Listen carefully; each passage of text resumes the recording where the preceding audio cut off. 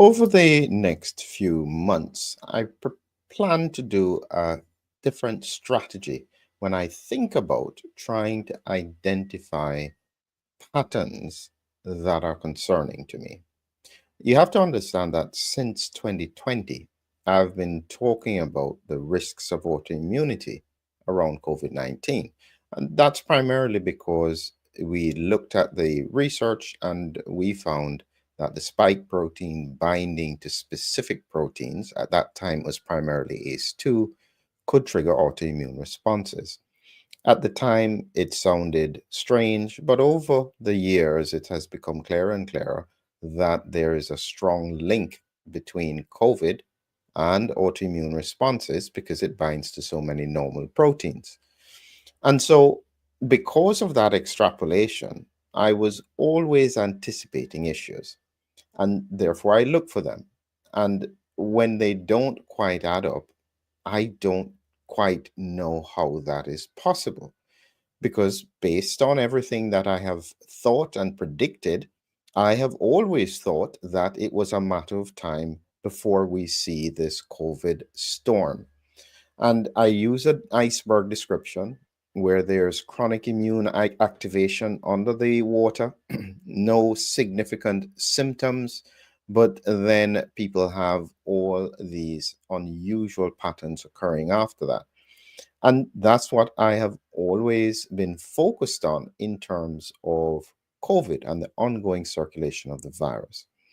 And so when I come across research that goes against the prediction, I have to go back and think, well, did I get it wrong? And here's an example of what I'm talking about when I say some of the research. This paper that was published in March of 2025, COVID vaccination and cardiovascular events, a systematic review, prevention and benefits. And when you go through this paper, it is incredible. There's no increased risk of heart attack, arrhythmia, or stroke post COVID vaccination. There's a protective effect on stroke and myocardial infarction. This is incredible stuff. You think to yourself, wow, if that's the case, it just doesn't fit with the real world stuff that we're seeing. And so that's part of the concern that I have, that it just doesn't fit what I looked at with regards to the science, and it doesn't fit what I'm seeing in terms of the real world.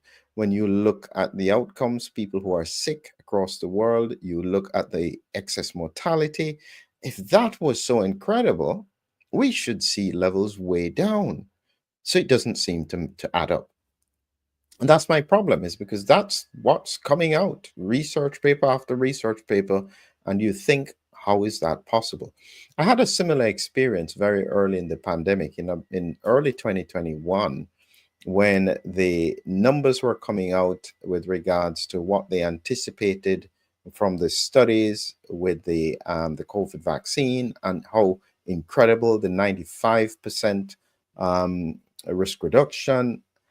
I was thinking, how is that possible? Because it doesn't stimulate mucosal immunity very well. And if this is a spike related issue, how can you get such incredible results? But as time would tell, you saw over time that, okay, that's not quite the way it worked out. But the point I'm making is that you have to be questioning all the time. So when I look at the research that was out there, and these are some of the things that come from autopsy research now. And when I look at that research here, this is from the Japanese, and there's a link in the description for it. I'd done this probably over a month ago, and there's a new heart condition with multiple microscars in the heart. Now, if that is occurring, and this was occurring in the boosted population, it was a very small study, but it's the only kind of pathology that we have. So you click on the link to be able to read the article. And so my question is, if that kind of pathology is happening, there has to be evidence, even if you don't see it in all of the peer-reviewed papers. And this is where I am now looking for real world evidence that what I am being told is correlating. And so what I'm doing is I'm flipping it around. I'm going to start looking at profits. So I'm going to be looking at patterns with prescriptions, and I'll be doing a full presentation on atrial fibrillation, for example. It's moved from about 15 million prescriptions to 19 million prescriptions in the past 2 to 3 years in the UK. I'll be looking at those patterns because that doesn't suggest that the population is being very protected. And so you're going to start seeing that when you actually then look at companies, look who is making the profits now. Where is it going? Which companies now, because they have to share their profits, they have to share their products that are being sold, where are the numbers pointing to the issues?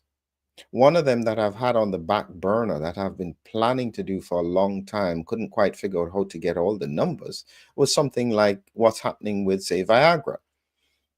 If my instinct is right, based on nitric oxide, we're going to see a huge upsurge in the amount of tablets that are being bought. That's the kind of thing that I'm saying, is that that's what we need to be able to find out and to be able to see. This is where the answers lie in terms of understanding what is going on. We're going to have to reverse engineer, because the longer this goes on, there doesn't seem to be any interest in doing autopsies. And autopsies are the gold standard, and they will absolutely tell you if there are no problems. If I start to see hundreds of autopsies and I don't see autoimmune patterns, I'd go, okay, I thought this was an issue and it's not. But until that time, sadly, it doesn't seem that anybody really wants to know what's going on. They're happy to move on. But here is the reality. As I said before, there is no getting away from the science.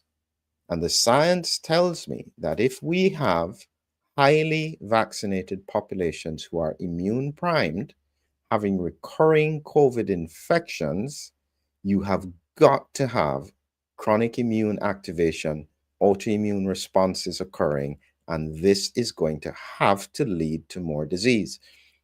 And as I said, that's the science extrapolation. If I'm wrong, then it won't. But if I'm right, this has to occur. It's a matter of how long before it's so obvious that nobody can deny it any longer. Thank you.